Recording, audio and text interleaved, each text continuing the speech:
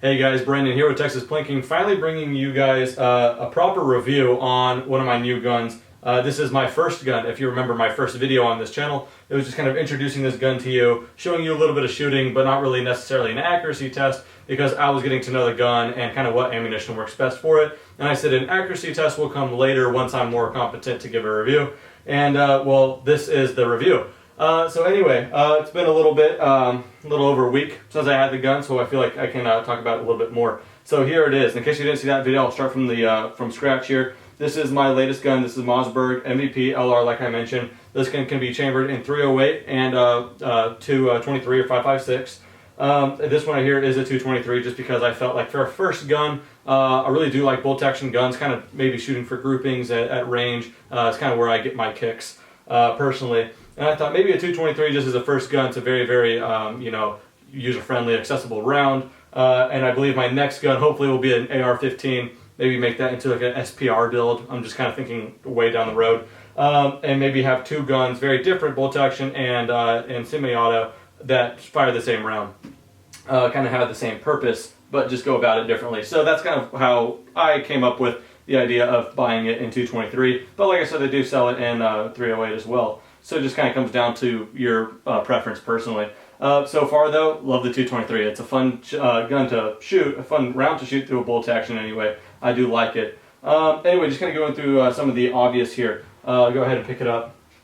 What makes this one a little bit different is I have this bipod. It's kind of a no-name bipod. I used to airsoft quite a bit. This is just a bipod from there. So I'm sure you can find it on Amazon. If I find it, I will put it in the description. But kind of just a spring-loaded bipod. Tactical, all that kind of jazz, but you know, dime a dozen, you can find them anywhere. But if I find it, I'll put the link in the description. Now, I did not want to go cheap on glass. This is my first rifle ever. Definitely, you know, kind of wanted to start off on a good note with the Optic. I didn't want to cheap out, like I said. So this is a Vortex Viper PST 2.5 to 10 by 44. So not the highest magnification, but for a 223, you know the purpose I'm going to be doing, I'm perfectly happy with it. Fantastic quality. This is a 30mm tube, and this is the first time I've ever looked through, is with this scope. I've looked through a scope that's 30mm tube, and it makes a world of a difference. Once you go from 1 inch to 30mm, you don't want to go back. It just allows so much light in. It's a really, really clean image. That's just the great glass quality as well. But try 30mm, I think you'll be pretty happy. Once I went from 1 inch tubes to 30mm, then went back to 1 inch, you really see the difference. You really don't even need the parallax adjustment. But anyway, so yeah, fantastic scope, zeroed it in nicely at about 100, and I have some groupings I'll show you from earlier today as well. Shot at 100 and 300. Anyway, 20-inch fluted barrel, and it is suppressor ready with the thread protector on there as well. And what else we have here? We have the kind of fluted, kind of spiraled bolt as well. Pretty short travel, not too bad. Everything feels pretty nice and solid. Safety's right here, obviously. And push down this pin right here, and you could raise this little cheek level or, you know, adjustment up and down. So that's very, very nice. But right now, sits nice and low, which is good for where I have it. Kind of low profile scope rings on there. These are loop-holed scope rings as well. Not that that totally matters, but thought I'd kind of throw it in there. So that's kind of my setup. Yeah, just kind of the bipod in the scope. Really, really do like this Vortex Optics though. But anyway, down to the gun itself. Like I said, 1-7 twist. So I've been kind of toying around with different ammunition. If that's true, that kind of these guns need break-in periods. This is well over 100 rounds now, and my first rounds ever were actually like some cheap toll ammo, 55 grain. I know, not the best ammo in the world, but I was just so happy to just be behind the gun shooting it. I was just having a blast. Then I cleaned it. It definitely needed cleaning after some of that Russian ammo. After I cleaned it, started running some Hornady and some Gorilla Ammunition 77 grain Sierra PowerPoint. I'm sorry, not PowerPoint, Sierra Match King. What am I thinking? Anyway, so I'll go ahead and play some clips from shooting at 100 and 300 yards, and we'll go over the paper targets right here. I'm going to do something with the new gun, the MVP, that I haven't done yet, and that is go for my best grouping yet.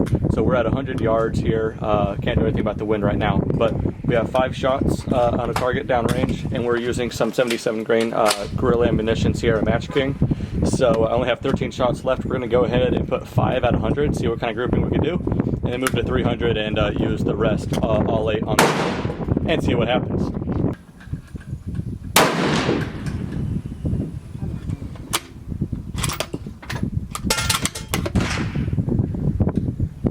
Seems to be right where I put it.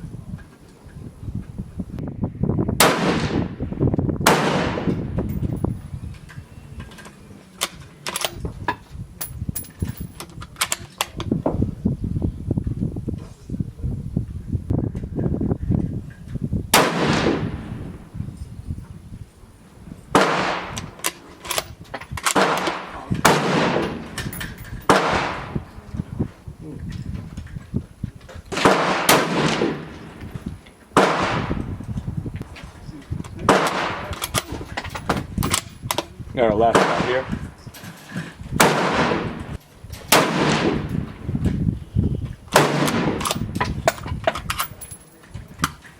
Empty.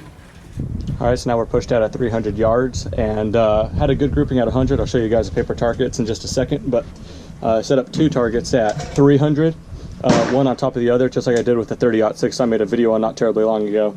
Just in case I get the bullet drop completely wrong. I got 2 targets to cover me, but I'm gonna go for the top of the top target, and hopefully we're on paper pretty quickly, but we're gonna shoot all 8, see what happens.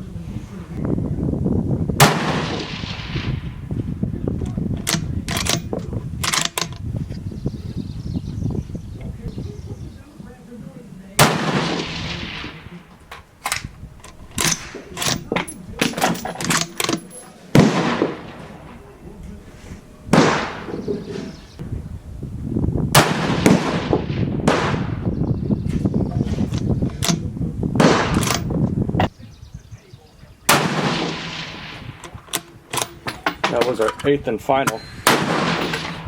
Wait for the next ceasefire and we'll see what we got. Alright, let's go ahead and start off with a 5-shot group, and I only had 13 shots with my Sierra Match King 77 grain just to keep it consistent. It's not the cheapest ammo in the world, but I just wanted to see where this gun's at, and obviously as a novice shooter, just kind of see where I'm at. But this is my best grouping yet. I'll get a close-up on this, but 5 shots. Turned out I kind of pulled the first one. I mean, it kind of went to my point of aim, and I tried to aim at that same position. Now, I probably should have held off. As you could probably hear from those shots, it was quite windy on my first shot, and I was waiting and waiting and waiting, and it just wasn't dying, so I went for it, and I was happy with where it landed.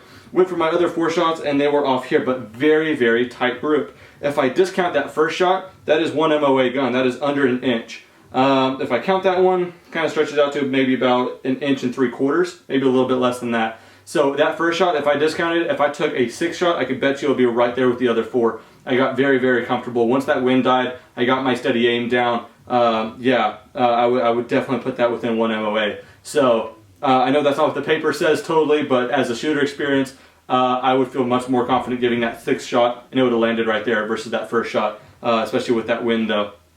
But anyway, if you discount that first shot, incredible grouping, really. Not too bad. I'm very, very happy with that. After that, we just went ahead and jumped to 300 yards. Now, I could not spot these shots at all with 10 times magnification, so I was just aiming at the same point, a target above, and hoping that it would drop on one of the targets, and it did. It dropped on the target right below it, so now I know my adjustment if I wanted to have the crosshairs there. But fired a total of 8 shots here. 7 are on paper, and there are, I gotta measure that out, but or I'll just get a close-up, but they're all on top right here. fairly close proximity, start kind of escalating down here. If I can see the point of impact, I would have adjusted for that and kind of had a tighter grouping, but like I said, 10 times magnification is just not going to let me see that far.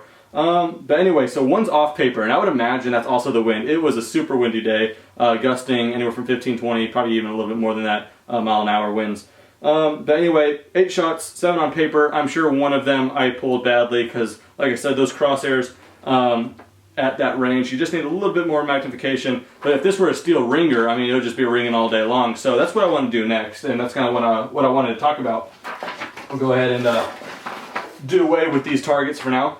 But what I want to do now, because that range that I go to, Eagle Peak here in Central Texas, that range goes out to 300 yards and that's it. But there's another range called Best of the West in Liberty Hill, and that goes out to 1,000. Am I going to shoot this at 1,000?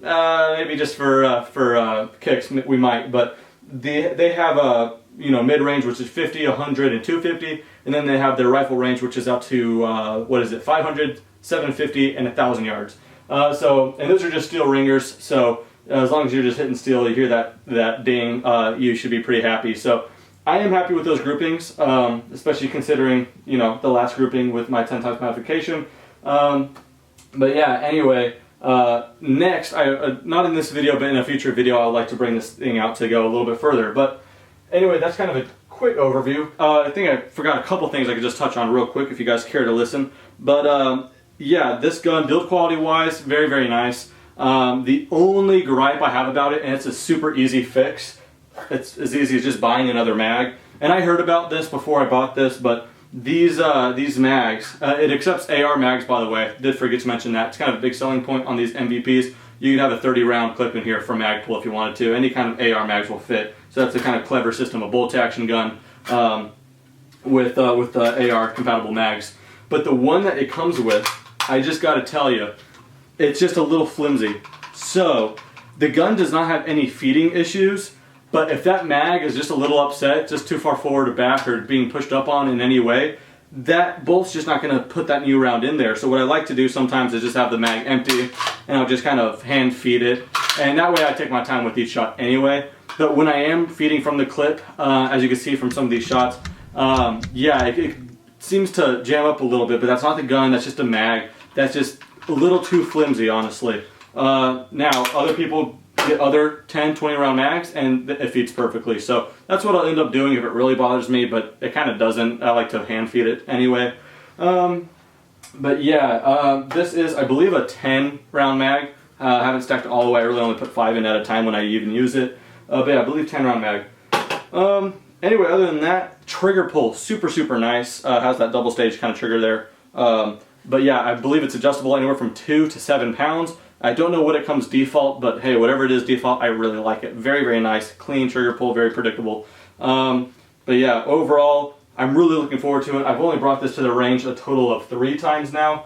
And the first one was just for kicks, just to shoot it, not going for groupings. Second time I tried to go a little bit better for groupings, but it's still a lot to learn at that time.